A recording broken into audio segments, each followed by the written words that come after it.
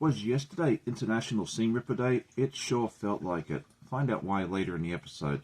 G'day, my name is Sean and this is my weekly update where I share my quilting adventures. I'd like to welcome both new and returning viewers, but if you are new, I'd love it if you say hi in the comments. We have a lot to get through, so let's go ahead and get started with our works in progress.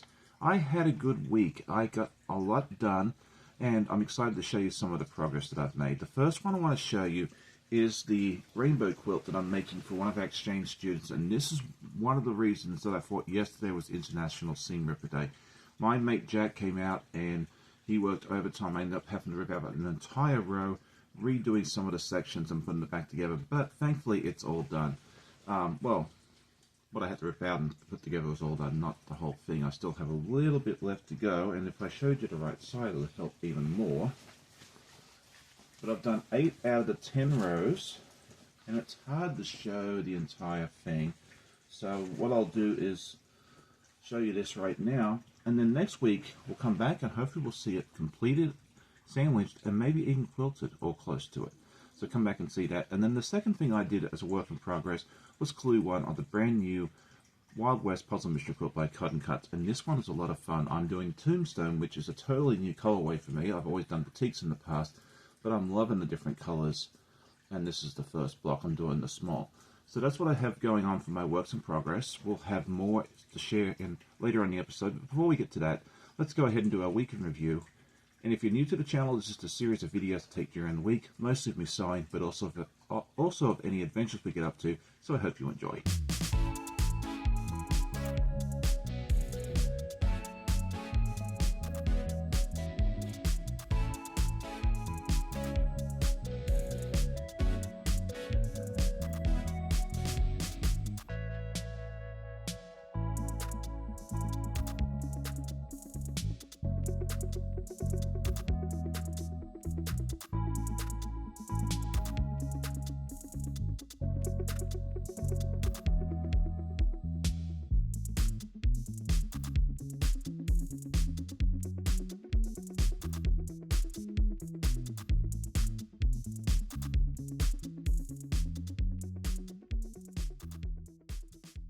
Last week I asked everybody if they do well under sewing deadlines, and for me, I do okay with them, but I prefer not to.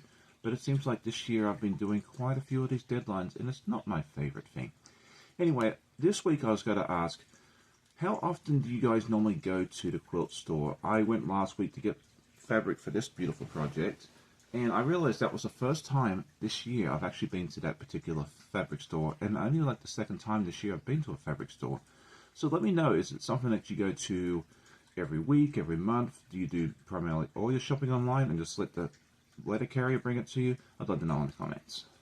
So what are my goals for this week? Well, the first thing I want to do is not have to rely on my very, very bestest friend Jack as much. It seemed like yesterday, every time I turned around, I had to pull him out. I messed up twice on my live yesterday, and then once on Donnell's live, and it seems like a lot of other people that I talked to had similar issues. So hopefully that is the end of Jack for a while. We'll put him away and let him take a little nap.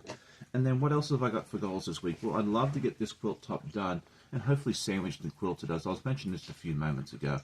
And then I'd love to be able to finish cutting the fabric out for the Mad Quilt Party, the next one, the Cheshire Cat, as well. Let me know what your goals are for this week.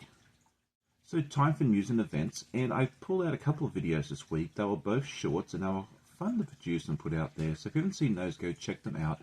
Yesterday morning I had my friend Amber join me, and we put together the clue 1 of this puzzle mystery quilt. It's so much fun. I'm really enjoying this colorway that Amber picked for me, so if you missed that event, go check it out. It was a lot of fun. It was always a hoot hanging out with my friend Amber.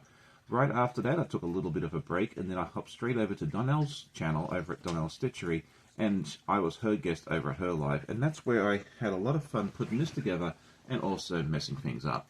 Anyway, so this coming week, I would like to get clue 1 time-lapse out for the puzzle mystery quilts, so for anyone who wants to see it coming together in just a short amount of time or needs help with the small, that would be a great option for you. And then this Saturday morning, I'm going to have my friend Tammy from Siberian Wind join me for a sew and chat, and then we're also going to give her a little quiz. She doesn't know what the subject is, but you'll have to come along and check out to find out what that is.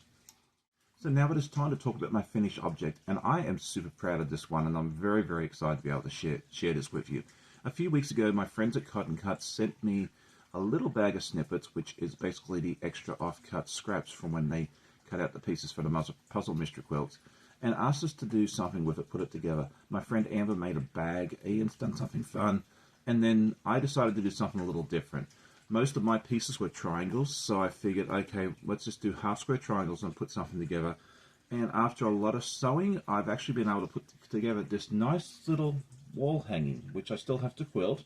It measures out 20 by 20, and I think this one turned out really, really nicely. Let me know what you think in the comments as well. And so that's what I have.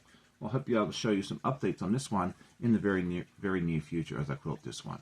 So that is it for today's episode. I hope you enjoyed it. If you did, definitely hit the like button. Tell a friend, and I always love hearing comments from my viewers. I hope you all have a great day, happy sewing, and we'll see you next time.